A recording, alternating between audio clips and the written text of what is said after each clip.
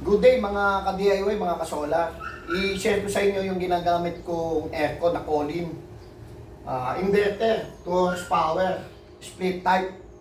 Ang problem po nito ay hindi na maandar yung compressor. Ang error code ay E1. E1 error code.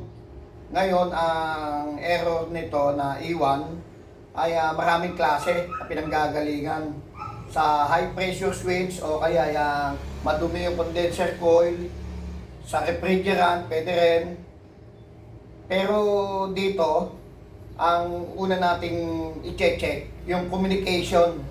Kasi kadalasan yan, nag-i-indicate yung E1 error code sa communication. Yan yung communication issue. Ang gagawin natin, open natin, pakita ko sa inyo. Ito yung kanyang AC circuit breaker. RCBO yung ginagamit kong AC circuit breaker. Okay, switch on ko. Power on.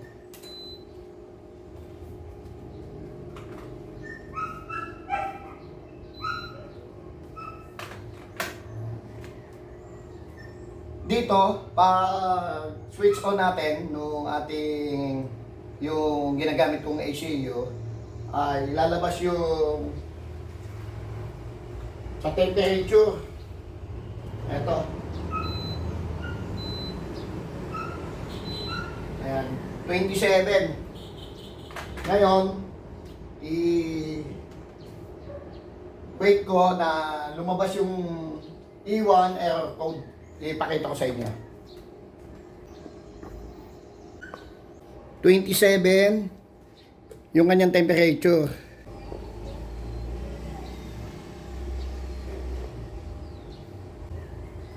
After few minutes, okay, mag-a-appear na yung kanyang E1 error. E1 error. Time check nga pala tayo. Ang oras natin ay around 8 o'clock.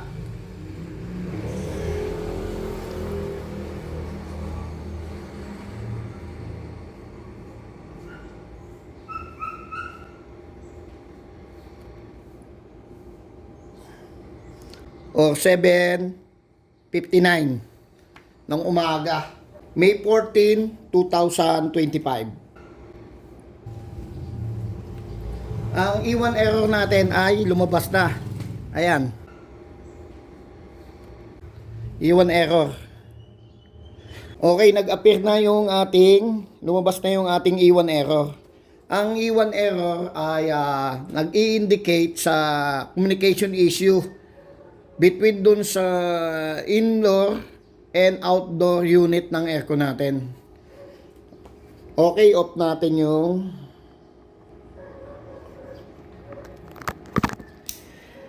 okay, yan. E1 error yan. Busted lang yung kanyang LED dun sa itaas. Ngayon, i-off natin bago tayo mag-open ng unit natin, yung outdoor. I-check natin yung outdoor. Ayun yung outdoor unit ng ating ACU, ng ating aircon. Okay, check natin.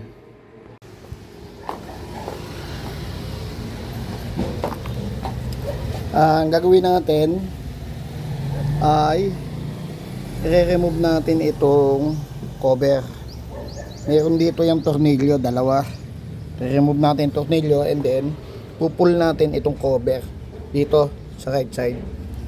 And then meron dito yung tornilyo sa ilalim dito. I-remove natin to para makita natin yung terminal block. Tanggalin natin itong ating solar light. Okay, na-remove na yung tornilyo dito. Dalawang tornilyo dito sa gilid, sa side. Angat natin. Ayun. Kaangat na yung ating cover. Wait lang at wala tayong katulong, nagkakamera. Okay. Ito na po yung ating cover ng ating aircon or ACU na outdoor. Ito yung kanyang terminal block. ni-remove natin yung screw dito, yung tornilyo. And then ito, ilawagan natin yung mga tornilyo, and then may lock dito sa gilid. Ito. Ayan, nakaangat na siya. I-remove natin.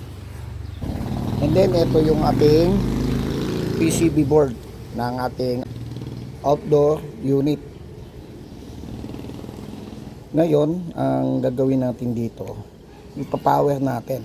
Meron tayong E1 error code. Ang gagawin natin, i-check voltage natin if meron voltage na pumapasok dito sa ating power supply. Okay, power on natin.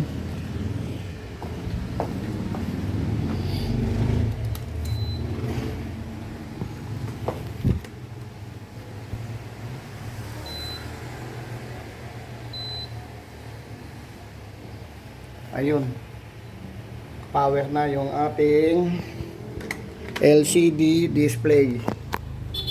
Okay, ang gagawin natin, visual inspection tayo.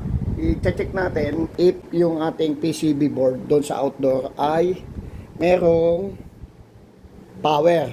Merong ano yan dyan LED light indicator, yung pilot light. Ngayon, if walang pilot light, meaning yan ay no power.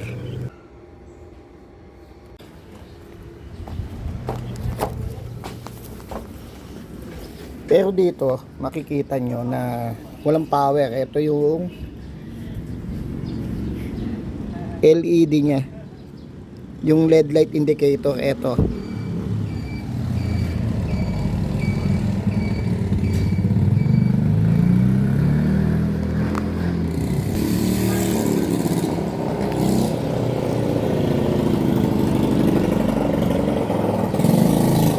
Ito.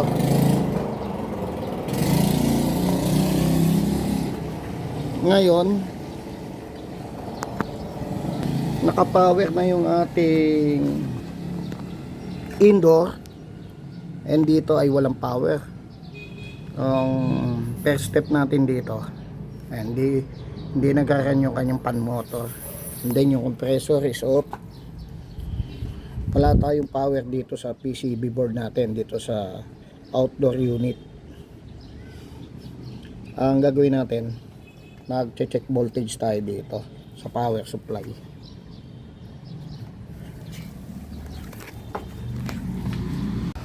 Okay, check voltage tayo.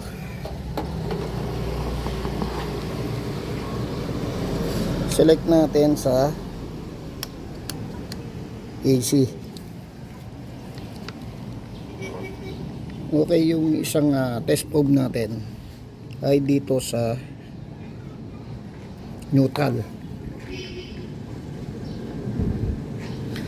Ang terminal natin, merong wire na black, brown, blue, and yellow green. Yung yellow green, ito yung ground or earth, and then ito yung neutral, yung blue. Yung brown is line, and then itong black is signal. Ito yung communication. Ang gagawin natin, dito tayo sa blue, make sure tayo ng voltahe.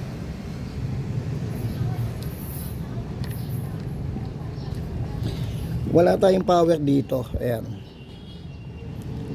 LED light indicator yan. Yan yung pilot light, meaning pag naka-open yung LED light natin dyan, meaning umabot dito yung voltage, yung power, yung voltahe natin. Ngayon, i-check natin yung fuse, or dito muna tayo sa terminal.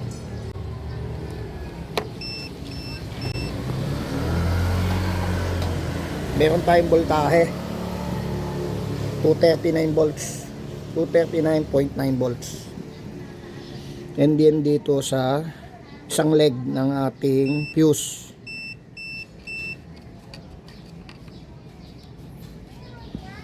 okay, may voltage tayong 239. And then dito tayo sa kabilang leg ng ating fuse. Meaning, buo yung fuse. Pero wala tayo ditong power. Ang gagawin natin, troubleshoot natin yung power supply. Yung power supply ng ating PCB board ay etong section na to. Ito yung sa ilalim, yung apat ang paa, bridge rectifier diode. Ito inductor filter. Ito yung EMI, yung electromagnetic interference filter po ito, inductor. Ngayon may capacitor tayo dito, ayan. And then meron tayong mga PTC, ito relay, fuse, and then i-check natin yung circuit na yan. If pumasok dito sa reactor, inductor, yung power, pag labas ng AC, yung AC natin 220 volts AC, papasok dito sa bridge rectifier diode, mag-i-in yung AC natin 220 volts, and then mag-out is DC na, dadaan dito. Pagdaan dito sa inductor reactor, and then papunta sa IGBT, and then dadaan dito sa ating Schottky diode, and then papunta rito sa ating capacitor.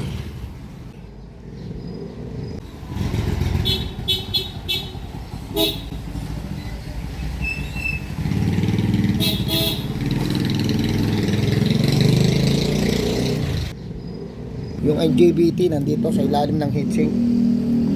I-check natin if ano ang trouble at walang power dito.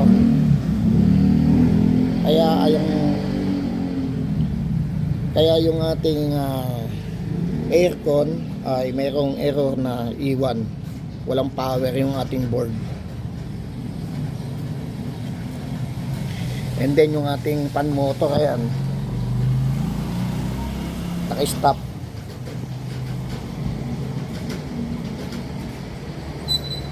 Yung iwan ay maraming causes. Pwede rin sa high pressure switch, pwede rin madumi itong condenser coil natin. Pero dito sa atin malinis yung ating condenser coil. Oh. Pwede rin sa refrigerant. Pero dito sa na-experience natin, yung ating board ay walang power. Ito yung kanyang dead light indicator, yung pilot light. Okay, ipa-power off na natin. Remove natin. Dito natin i-troubleshoot sa loob yung board.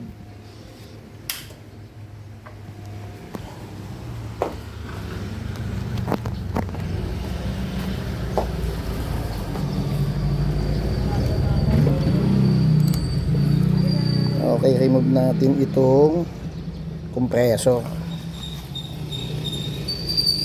Ito muna terminal block ng AC 220 volts. Remove natin.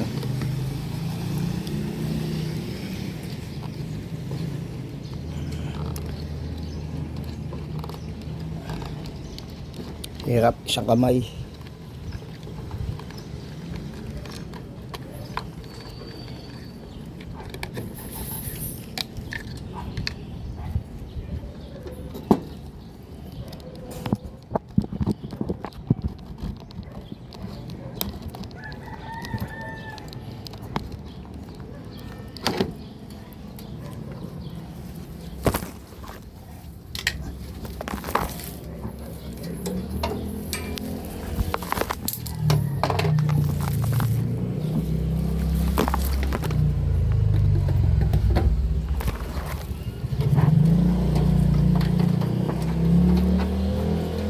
Okay, sarado natin.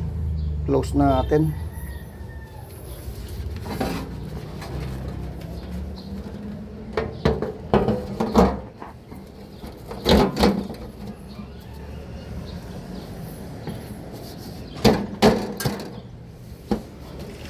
Okay, troubleshoot natin to.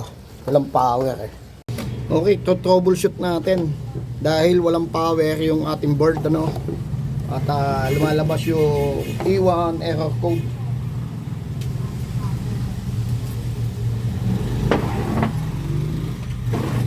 Lagyan natin ng power. Ito yung kanyang terminal input ng 220 volts AC. Dito yung ating supply from mains voltage natin.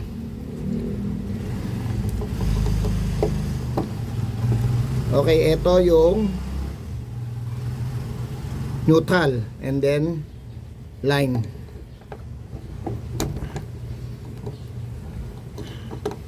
Okay, line and then neutral.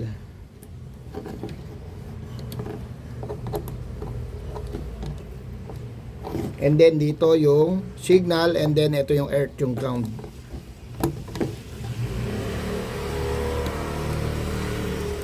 Supply natin, troubleshoot natin.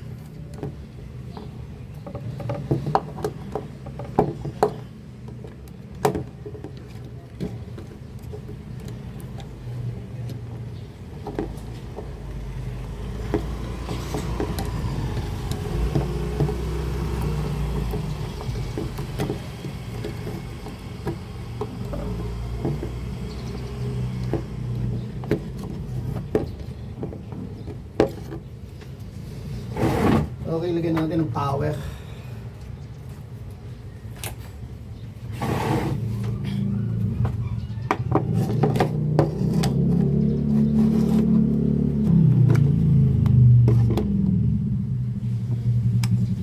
Okay, check natin yung voltage. Dito tayo sa AC. Okay, ito yung ating input. Nag-inject tayo ng 220 volts dito sa input. 236 volts. Okay. Line, and then dito sa fuse.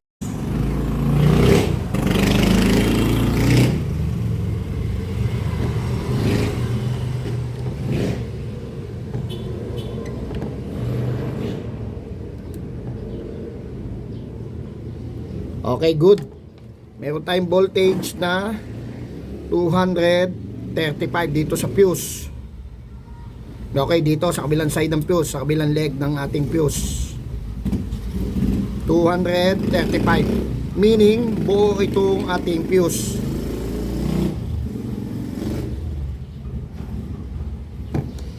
Ang gagawin natin, dun tayo may measure sa ilalim.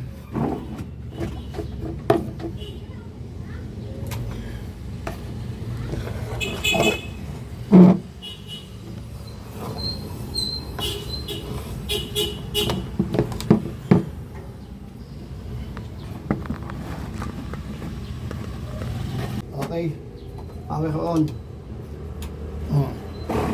Dito sa board natin, ito yung input. Dito tayo nag-inject ng 220 volts AC from mains voltage natin. Okay, 235 volts AC dito. Nakikita natin, ano. And then dito sa paa o sa leg ng ating fuse, ito yung isang leg, and then ito yung isang leg natin. Dito muna tayo sa input ng fuse, sa first leg. 235 volts, and then pagtawid sa fuse dito 235 volts AC, meaning itong fuse ay good. And then yung ating 220 volts AC ay nandito na sa input ng ating EMI, yung electromagnetic interference, yung inductor filter. Okay, yung input, yung primary ng inductor ay mayroong voltage na 236 volts. And then dito tayo pagtawid ng inductor.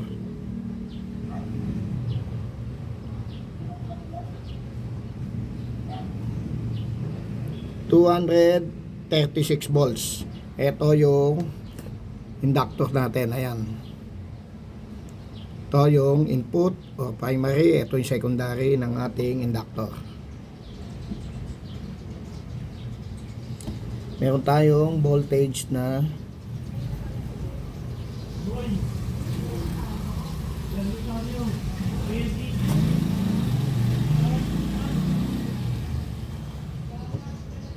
luma na yung hinang, yung soldering lead. Okay, and then yung AC, yung ating line and neutral. Yung neutral ay pumunta rito sa input ng ating bridge rectifier diode. Ito yung bridge rectifier diode BR1. I-check natin yung neutral if umabot dito. Neutral pwede ring line 2. Yung line is line 1, yung neutral is line 2. Dito. Ang ating supply o service ng ating DIO or grid ay line to line. Kaya line 2 itong ating neutral. And then dito tayo sa fuse.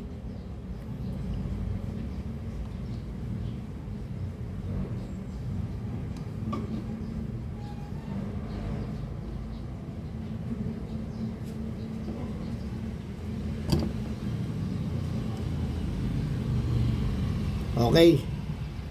236. Good yung fuse. And then dito sa terminal ng ating input ng bridge rectifier diode. And then dito sa inductor 236. And then mayroon ditong relay. Ito yung relay. Yung relay natin ay ito.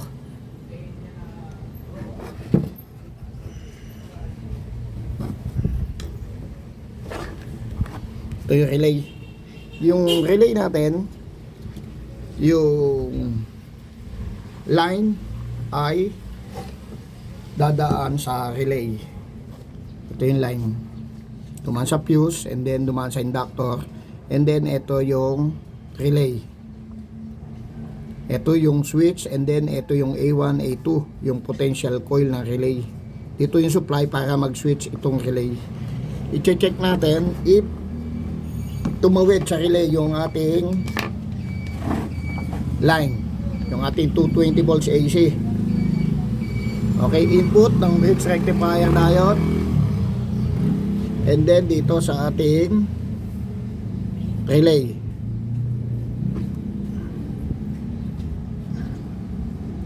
Okay, meron tayong voltage na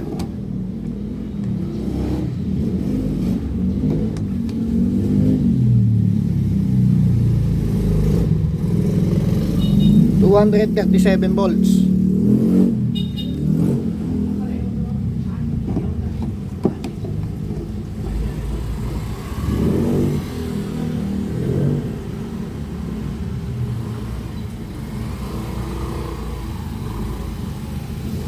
And then dito sa relay.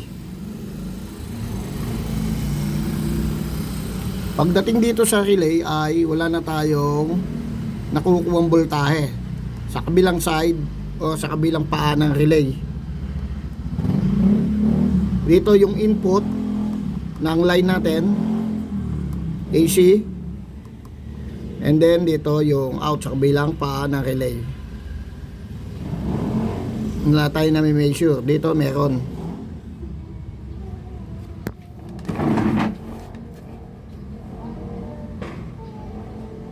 $236. And then dito ay hindi na umabot yung ating voltage, yung ating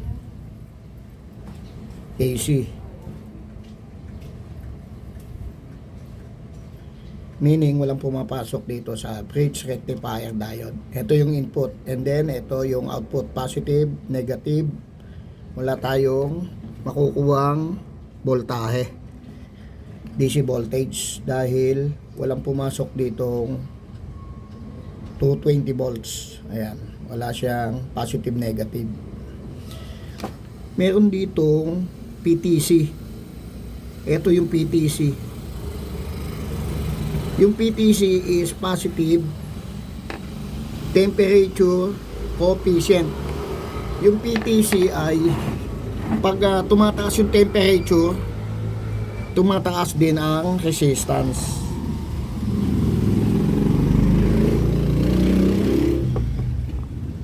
Ito yung PTC.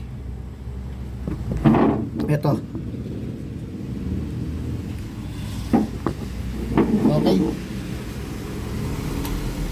I-remove ko yung voltahe natin dahil itong PTC natin ay nag-iinit. Meaning, meron ditong shorted. Nag-iinit, oh.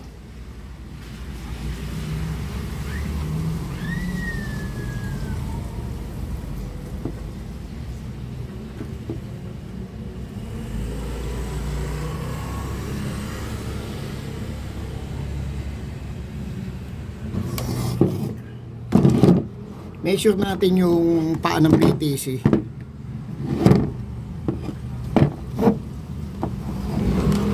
Dito tayo sa resistance.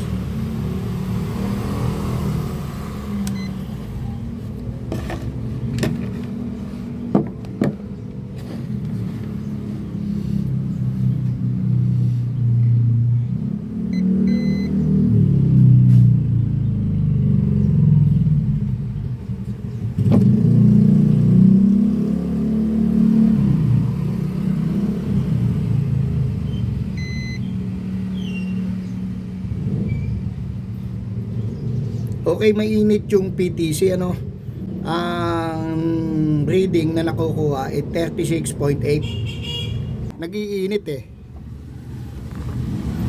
Mainit yung PTC dahil nag-supply tayo ng AC o nag-inject tayo ng 220 volts AC. Mainit siya, oh. Ang gagawin natin dito ay i-remove natin yung ating IGBT. I-test natin yung IGBT.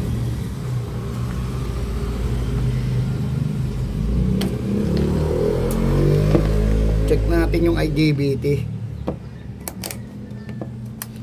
Check ko yung IGBT.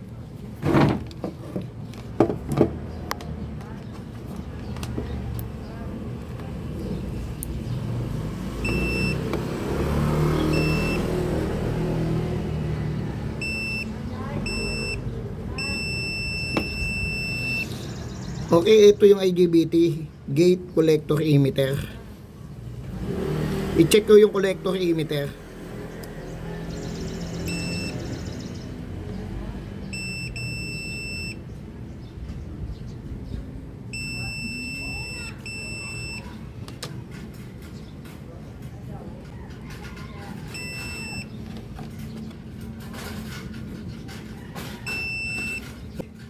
Yung ating IGBT ay shorted, kaya nag-iinit yung ating thermistor.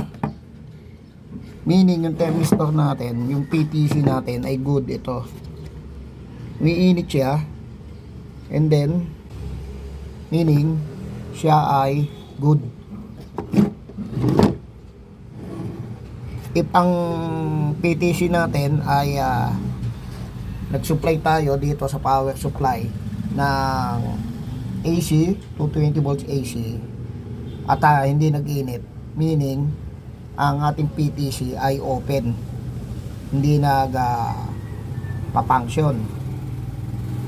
Ang gagawin natin dito, bubunutin natin yung ating remove natin tong ating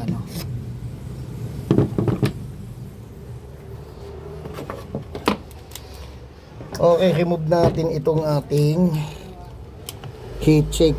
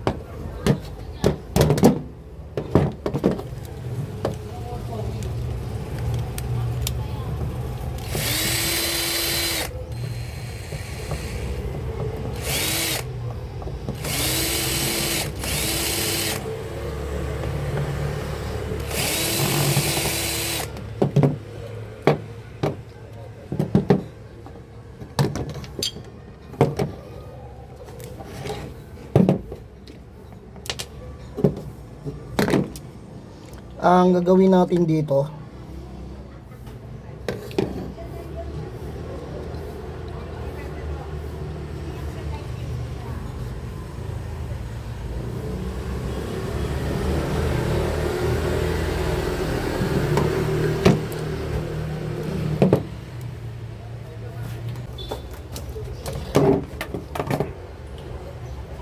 okay, ang gagawin natin dito,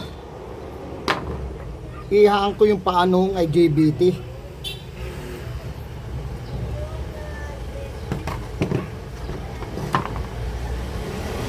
Ito yung ating IGBT.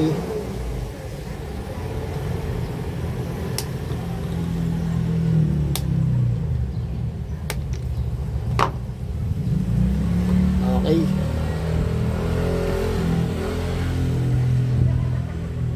(40N60) yung ating IGBT.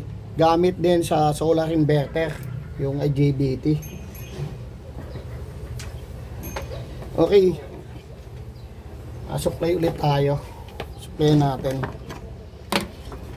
Nag-iinit kasi itong ating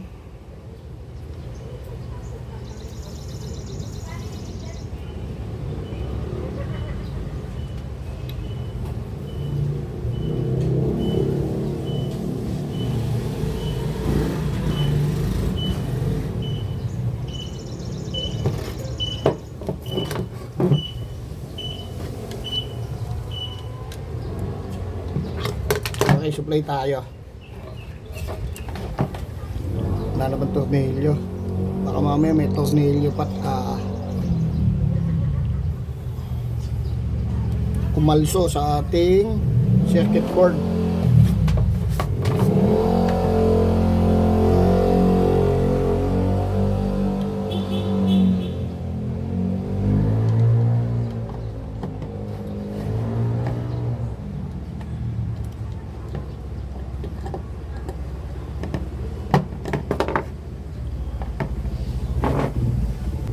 Ayun,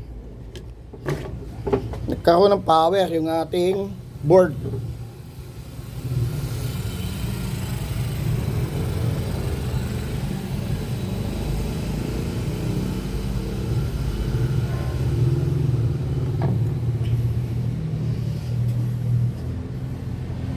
Okay, hindi na nag-iinit yung ating thermistor,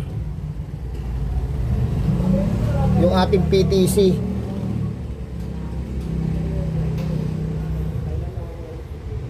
Yung ating positive temperature coefficient, di na nag-iinit. And then meron na siyang power.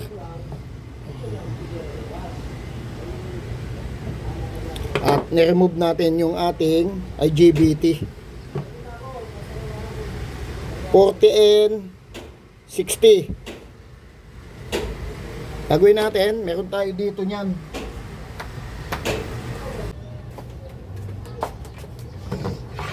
Okay, ito yung ating 40N60.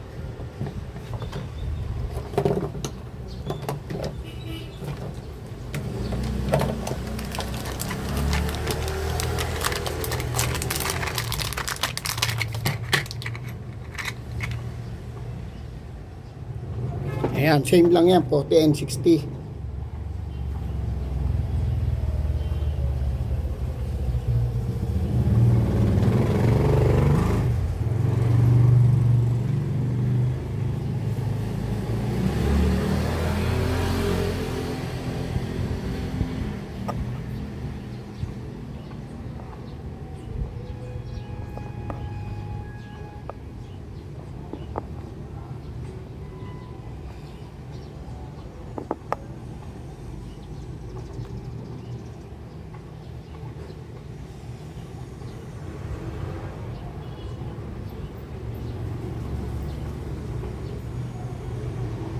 Okay, yung shorted ay 40N60 din.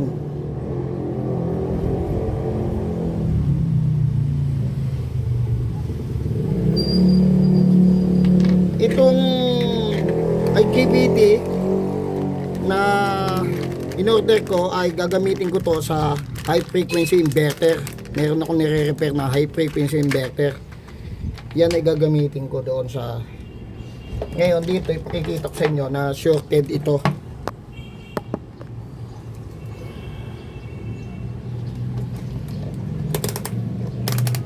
Okay. Tayo sa continuity. Ayan.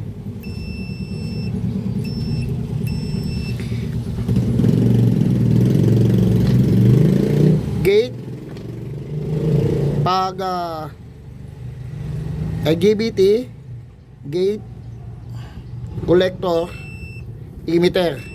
Ayan. Shorted, collector, emitter. Collector, emitter. Gate, collector. Gate, emitter.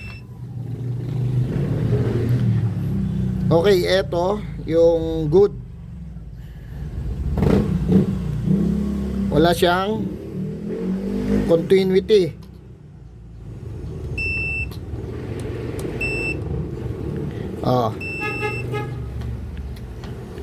Ngayon, para matest natin kung good, ito gamitin natin.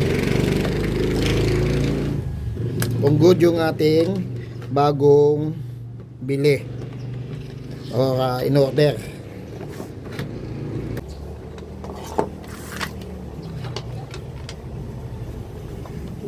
Okay, i-test natin yung ating IGBT,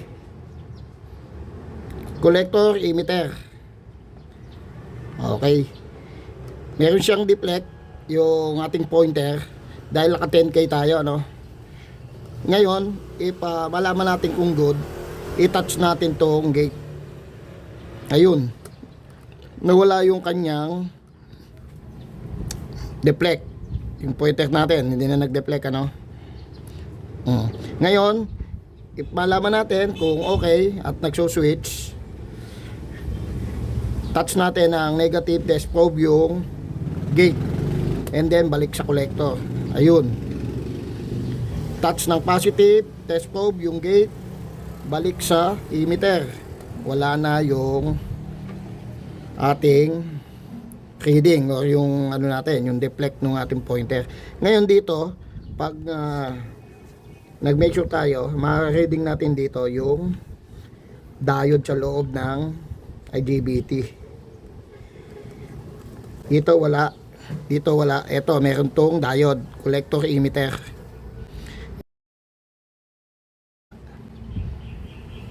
Nakaroon lang na reading yan pag tinouch natin yung gate. Ayun. Pag tinouch natin ang positive, yung gate, balik sa emitter, wala. Good po ito, good. Okay, i-install natin.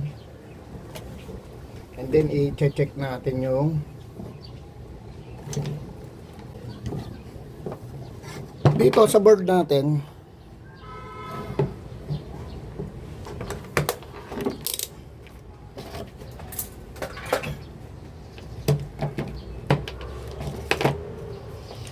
Dito sa board natin kanina, wala tayong nakukuhang voltage dito sa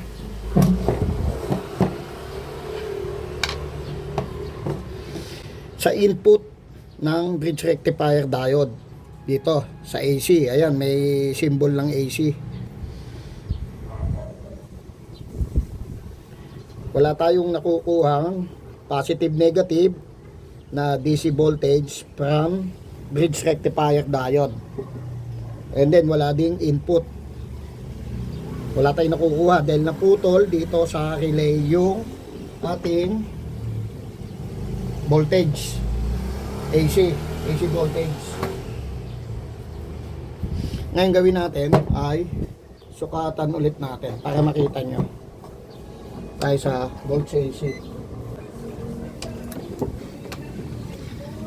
Okay, dito kanina wala tayong nakukuha dito. Dito 200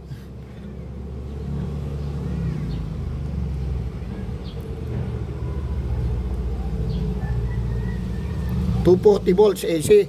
Ayan, nakikita nyo dito 240 volts.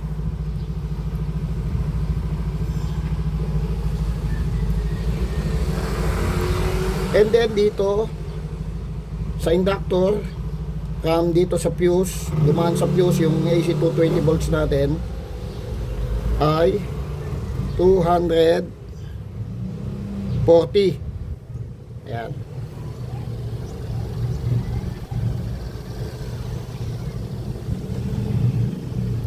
And then dito sa inductor, sa output, sa ating EMI 240. And then dito sa isang paa ng ating relay.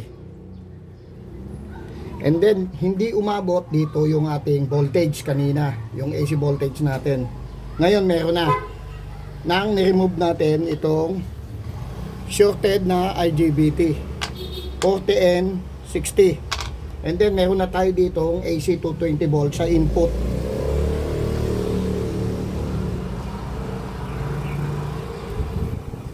Ayan. Kung nakikita nyo, ang voltage natin dito ay 240.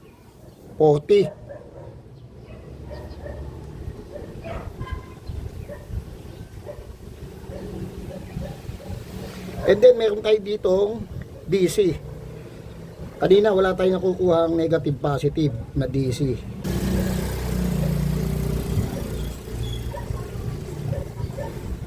And then dito sa capacitor ay meron tayong voltage na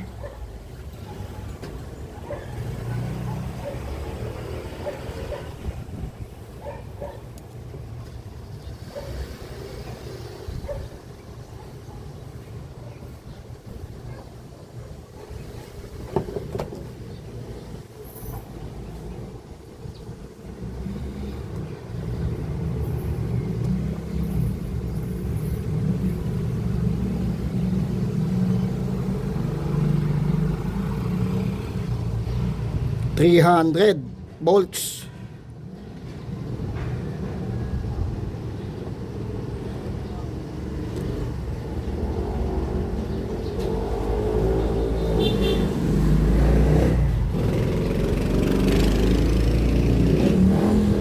Okay.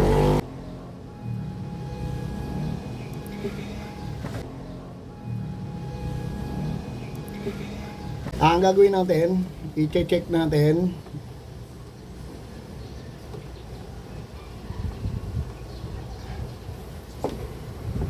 yung 321 volts AC. I-check natin if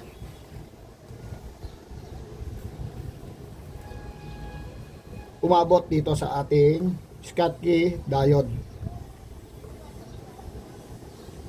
Okay.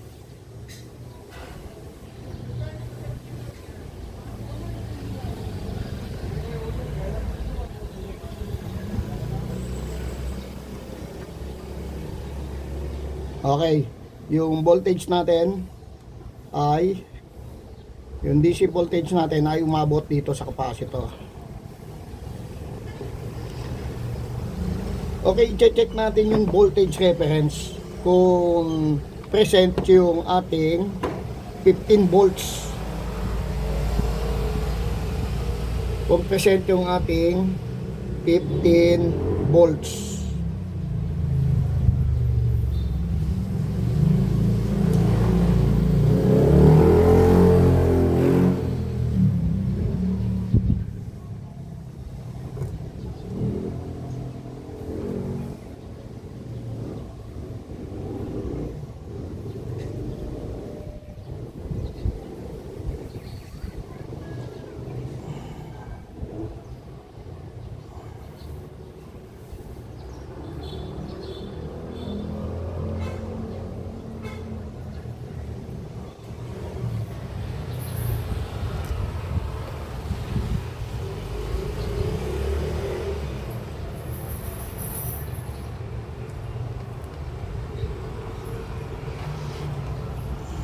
Di tayo kukuha.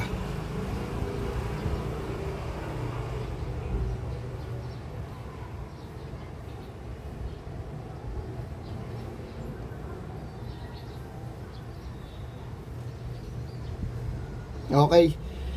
Present yung ating 15 volts. 17 volts pa yung na-measure natin. Okay, dito 12 volts.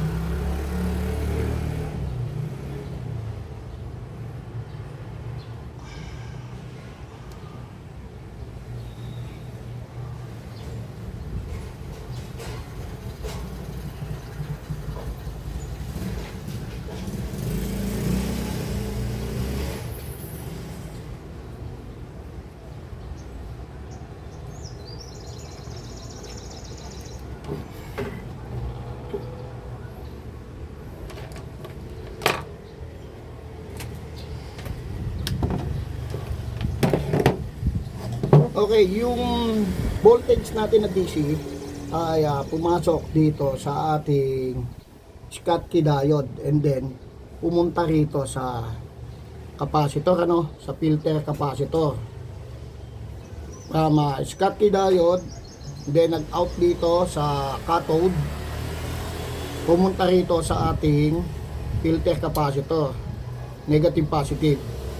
And then meaning wala na tayong shorted dito kasi umabot na siya rito at yung ating relay ay nagsuswitch na.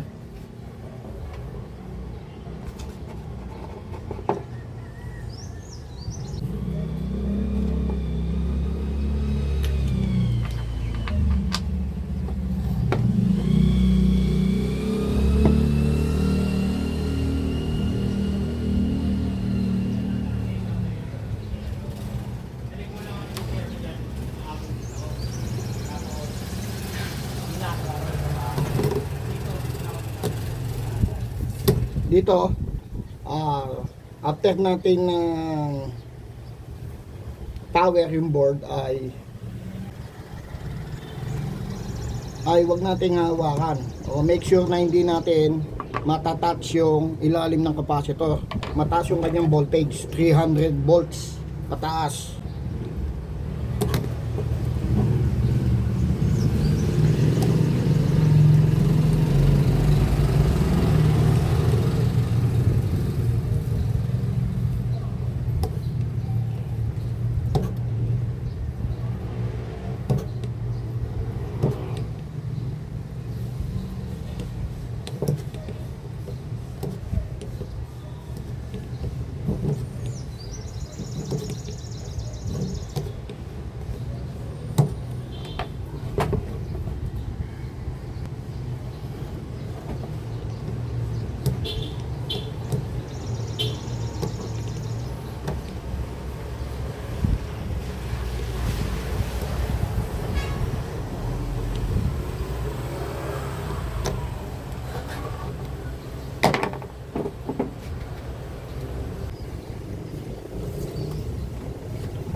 Ito yung ating IPM. Yung IPM, ito yung Intelligent Power Module. And then Schottky diode, and then yung IGBT, yung nakalagay dito. And then Bridge Rectifier diode, and then ito yung MCU, yung Microcontroller Unit, para doon sa kanyang mga sensor. Lagyan natin ng lagyan natin ng flux.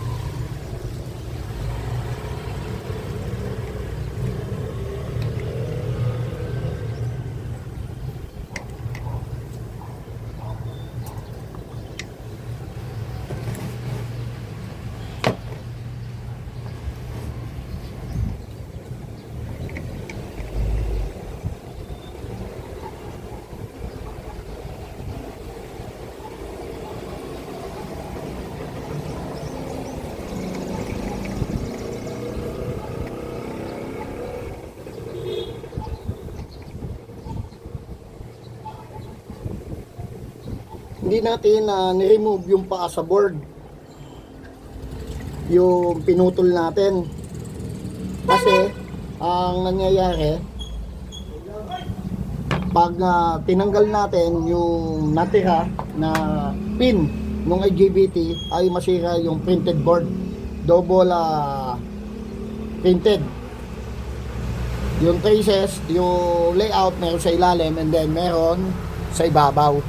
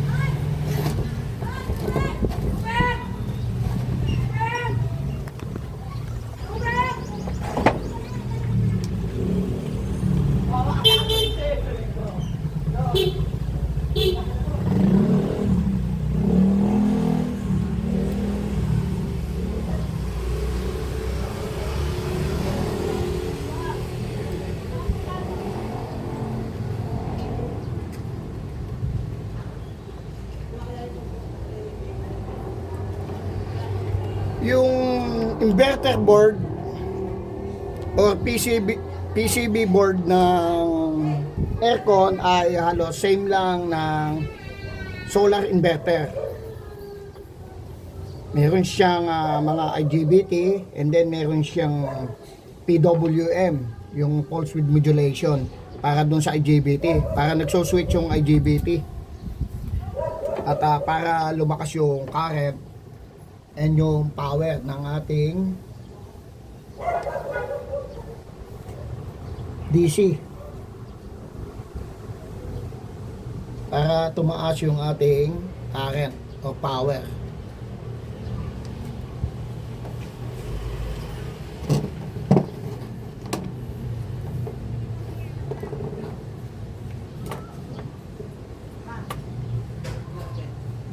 Ang pinagkaiba lang sa solar inverter, meron tong mga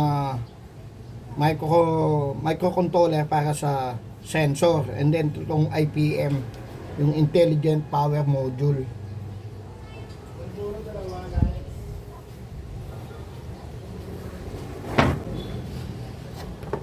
Okay, tetest ulit natin.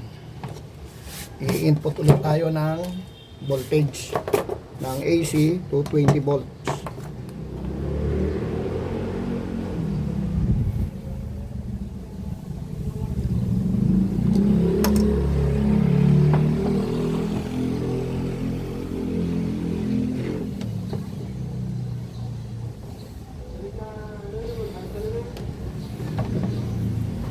Okay, i-measure tayo ng voltage. Sukatan natin itong 7805.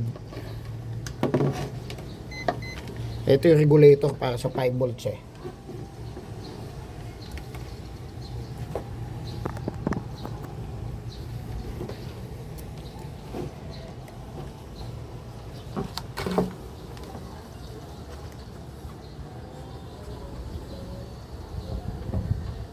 Ayun, meron tayong nakuhang 5 volts.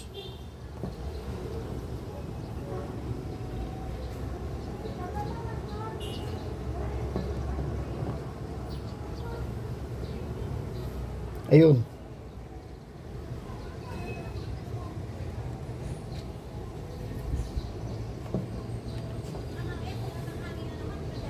Ayun, 5 volts. 5.040. Meaning, umabot na dito yung ating voltahe. At meron na tayong makukuha ditong 12 volts, 5 volts. And then 15 volts. Dito, meron tayong makukuhang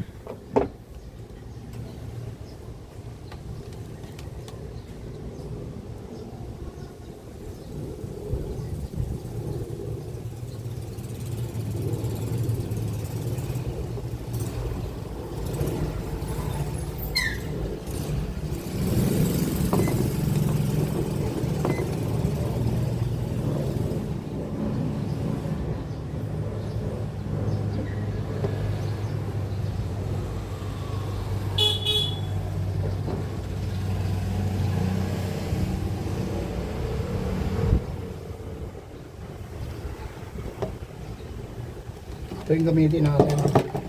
Maluwag yung kanyang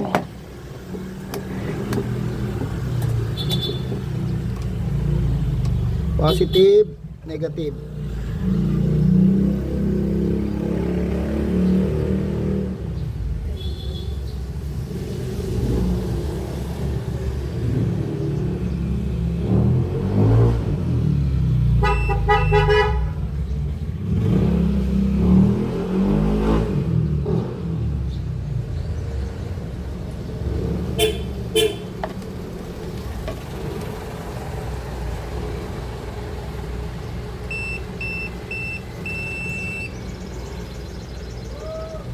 Okay, meron tayong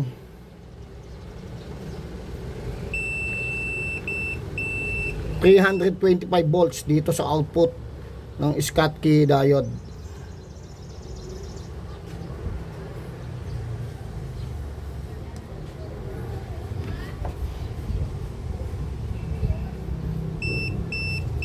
Okay, sa capacitor, meron tayong 303, 290, 305. And then dito ay kukuha tayo ng voltage, yung voltage reference na 15 volts. Dito na lang tayo kumuha sa capacitor.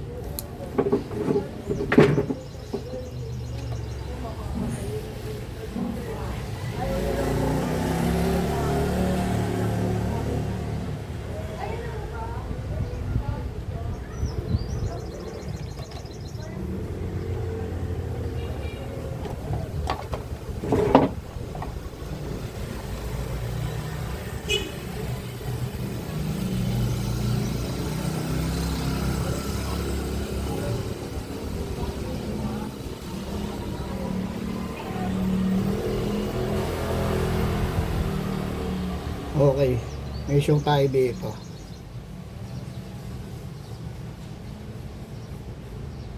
$14.68.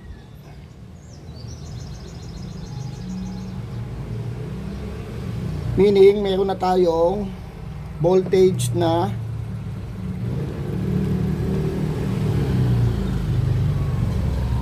nakukuha. Meaning, good na yung board natin. And then dun sa 7805 ay meron tayo nakuha 5 volts. Okay, itetest natin.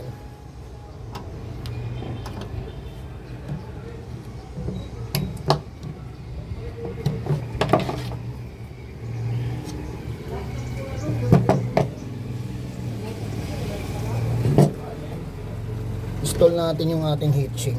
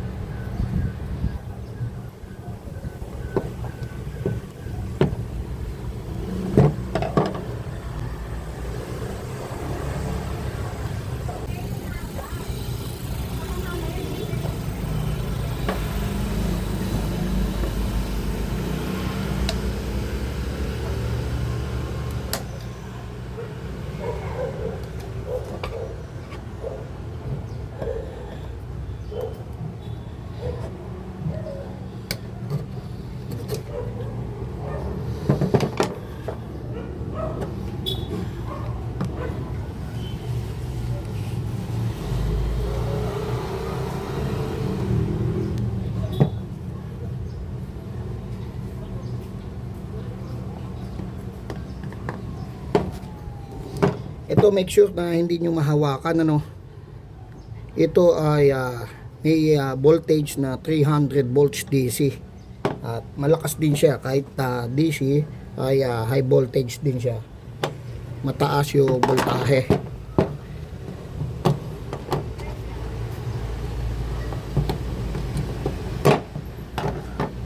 Okay, check natin if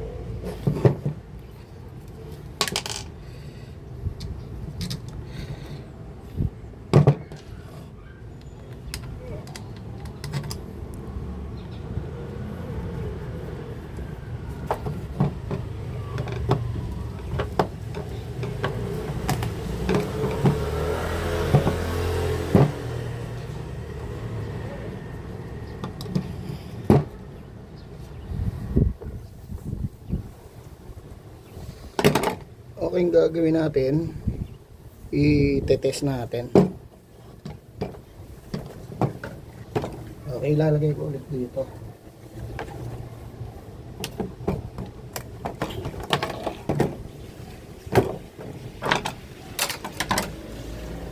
Ito yung ating ni-remove, ano, shorted.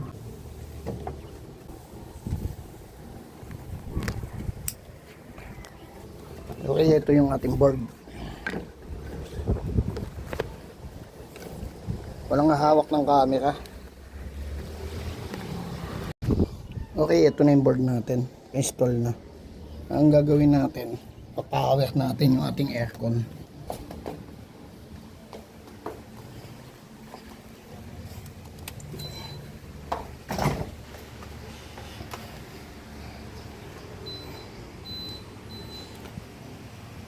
Okay. At set ng 30 yung kanyang temperature. Tingnan natin yung outdoor. Ayun. May power.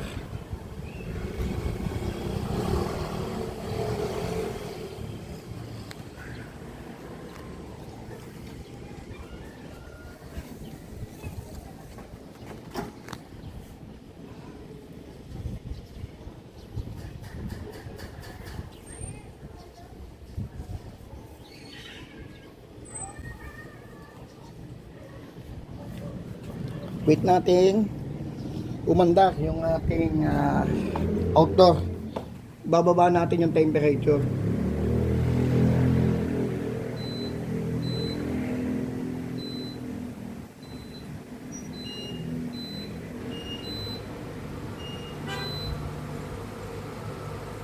Ayun, umandar na yung ating outdoor.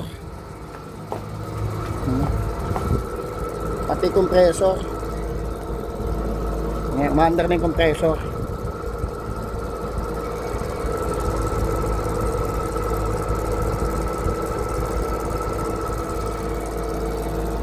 Kaya kung nadidinig nyo yung compressor ay umandar na.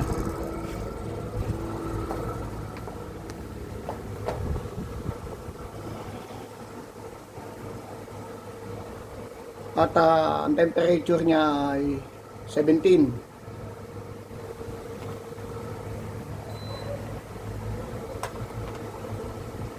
Ayun. Okay na yung ating Pauling inverter. At ang naging problema ay yung kanyang IGBT shorted. Ayan, malamig na yung ating blower, yung buga. Yung hangin ay malamig na. Maandar na yung ating compressor.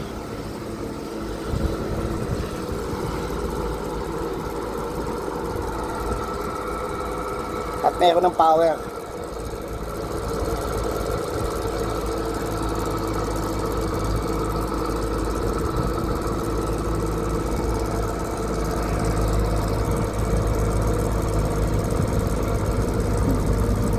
Steady na yung power niya, hindi na nagbi-blink. Okay, off na natin. Ilagay na natin sa 30 and then off.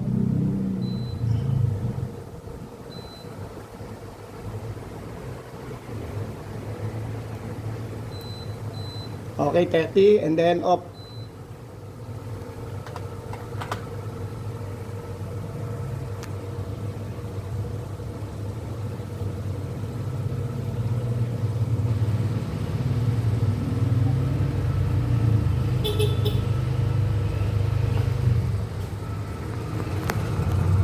Ang gagawin natin doon sa outdoor unit natin ay i-close na natin.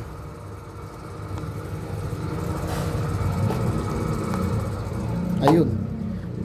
Nag-off na yung ating outdoor unit. Off na yung ating pan motor.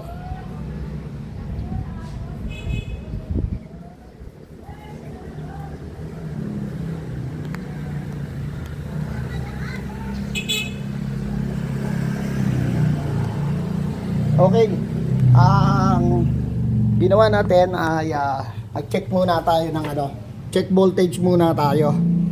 At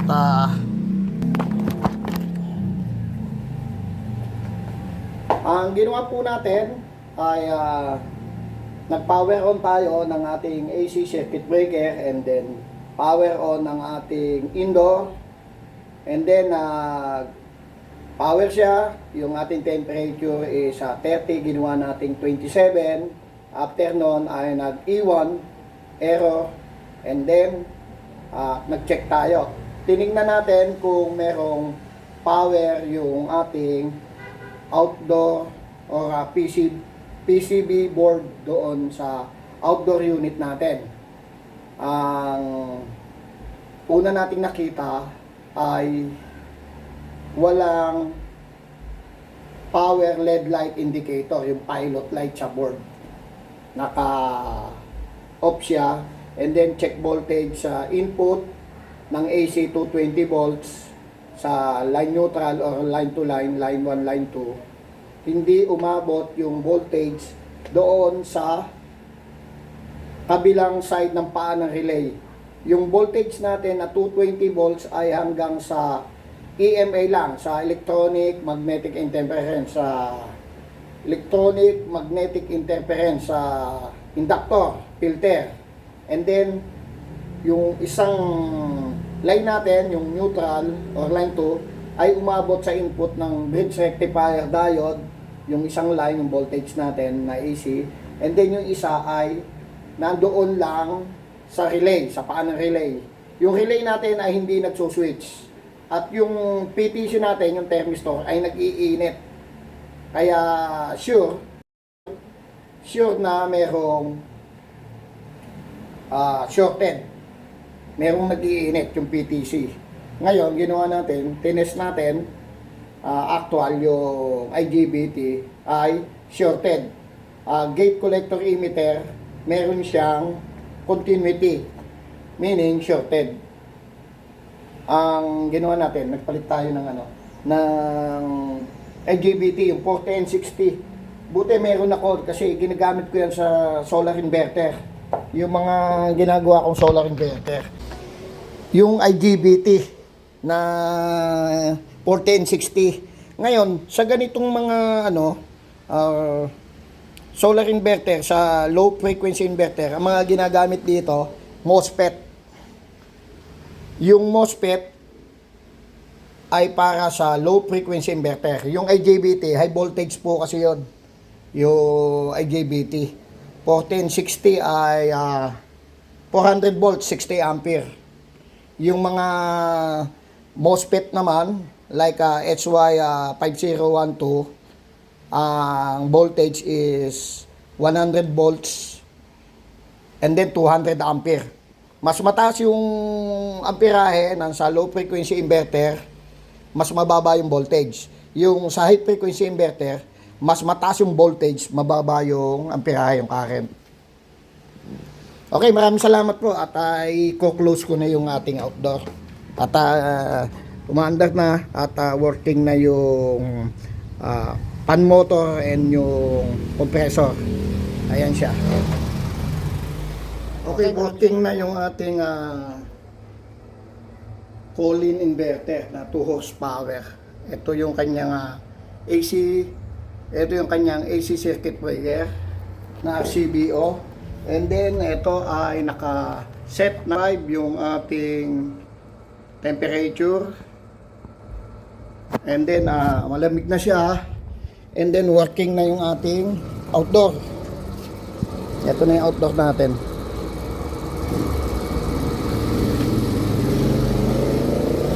At lalagyan na lang natin ng cover at tapos na yung ating ginagawa.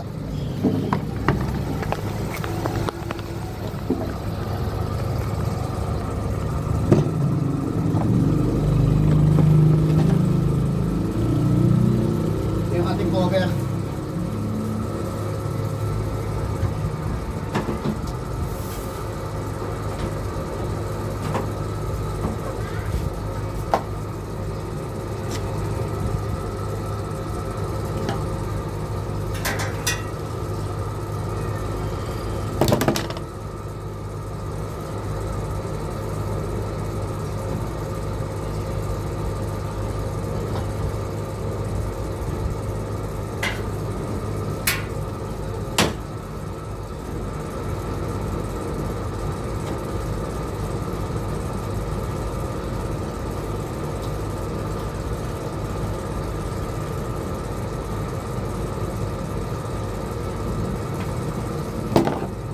Okay, maraming salamat po at tapos na yung ACU natin na call-in 2 horsepower split type.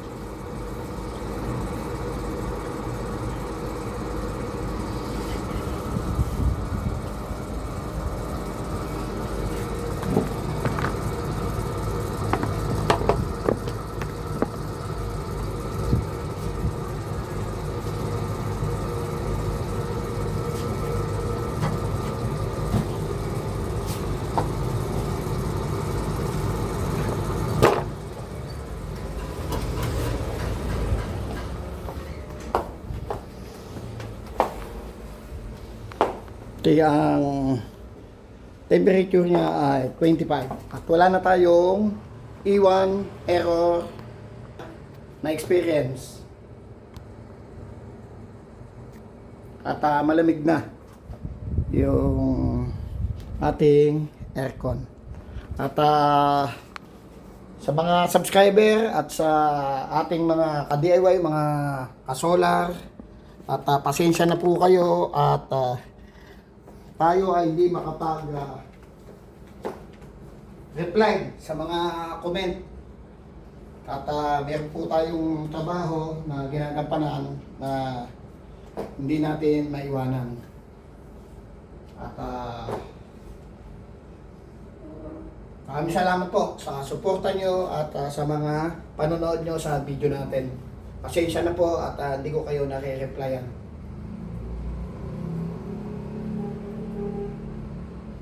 Okay, thank you po.